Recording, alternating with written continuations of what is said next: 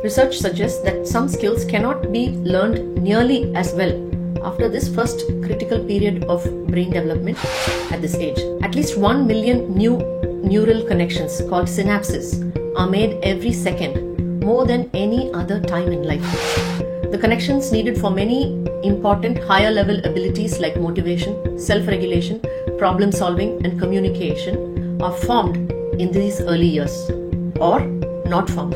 Whether it is formed or not in these early years depends on the input that we give children. Their developing brains are ready to soak in a wide range of skill sets.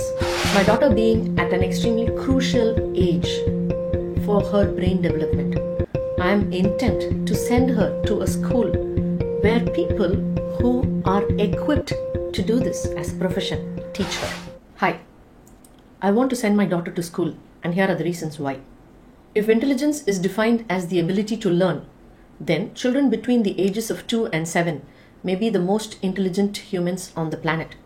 Rishi Sriram, Associate Professor in the School of Education at Baylor University, says this. My daughter is a little over 3.5 years old, and going by this statement, I believe that she is amongst the most intelligent human beings on the planet.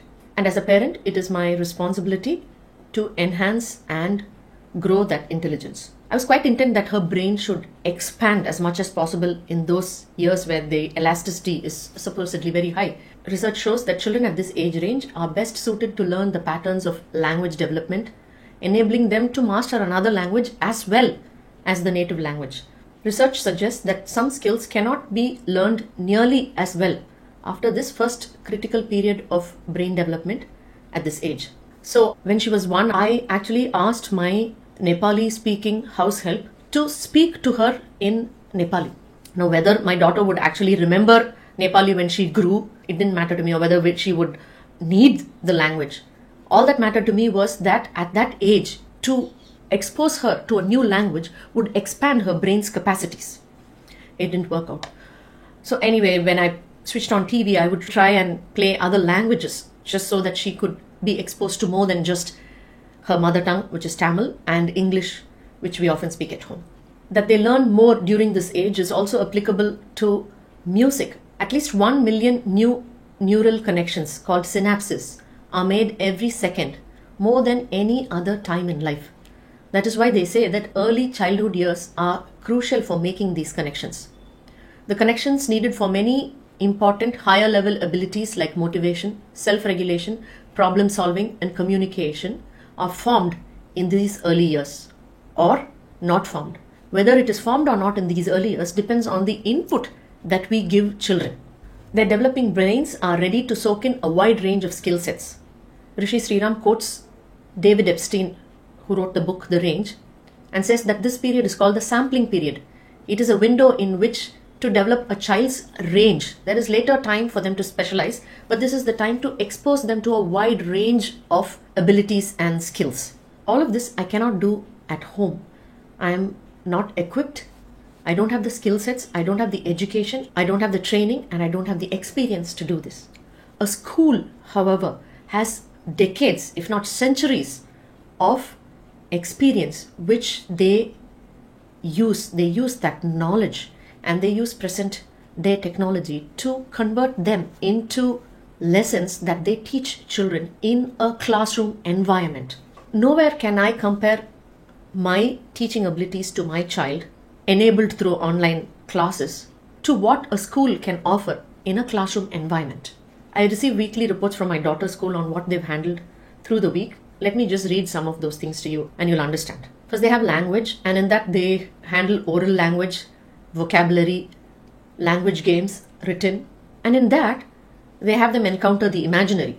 So they play them a video or they read a story from a book, and children are enabled to go into an imaginary world. The child listens to the story and the child learns the names of the animals or the characters that comes in the story. So the child's vocabulary increases, and they lay them in sequence. So the child's capacity to arrange things in an order is developed.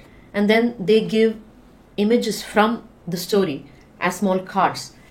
They use those images and ask the children to recount the story using those images like puppets. So that way the child's, not just the vocabulary and the words per se, but the child's communication as a wholesome skill is developed.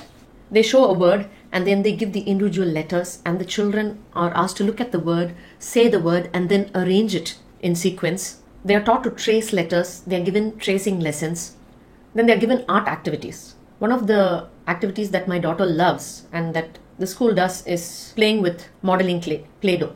Now, we have modeling clay at home. Nachi buys modeling clay. Over some weekend, he's like, "Where's the modeling clay?" And I'm like, "Shh, don't talk about it. I've hidden it. I don't want her to see it." Because there's modeling clay all over the house. It's stuck on your footwear. It's stuck on the floor. Do you know how difficult cleaning modeling clay off the floor is? It's just about stuck on every surface in the house. At school, she can play with how much ever modeling clay she wants. All I have to do is clean under her nails. That's an easier job than cleaning the floor. And they are allowed to paint. So at home, she's like, "Where's my painting apron?" I'm like, "No apron. Be glad I've even given you paints." It's amazing how they can mix those colors. You've just opened a new paint box in the morning. At the end of the day, the whole paint box with 12 different circles of color, they're all one single color at the end of the day. This time it was pink. All of the 12 colors were pink. Last time, I don't know how she managed to do it. All of those 12 cakes were green. But she paints at school, and I'm happy for her to paint at school how much ever she wants. And then they have numerical activities where they are taught to count. So they have animals, either the retelling of a story of the three bears, so they count like that, or other numbers, and then they have the number in the form and they are made to match those numbers with number of items. I couldn't do all this at home. I'm not equipped to do this, and I would lose my patience if I did this. They are taught to arrange things in size. And look at this. They reorganize and complete a simple algorithm. They're also taught to find their bearing in time. So the days of the week are arranged. I've seen their magnetic whiteboard, and the kids are made to arrange the days of the week. They are told, okay, what day is it today? And they put that on the board. So they have a sense of perspective of time. They are taught a sense of space, and they are taught to explore the world by sounds. They're taken out to the playground, to the garden, and they are taught things which I'm not equipped to, nor do I have the facilities to do as a parent. I'm happy to augment to the child's learning, but doing it entirely by myself through online courses, not happening. If I were to homeschool my child or teach her with the help of online courses, my daughter, my husband, me, and the neighbors would have to be committed to a mental institution. I would drive everyone crazy. My daughter being at an extremely crucial age for her brain development, I am intent to send her to a school where people who are equipped to do this as a profession teach her. As a parent, I'm happy to augment whatever they teach in school, but the primary responsibility and skill set belongs to the school. Therefore, I am willing and very keen to send my daughter to school to enable her to expand her learning capabilities. The article says this is the time to engage children in music, reading, sports, math, art, science, and languages. And school is the place where they do all this. There is simply no way, as a parent who's neither equipped nor educated to do this, can do this. So I'm not going to miss out on these crucial, important years of my child's development and learning journey.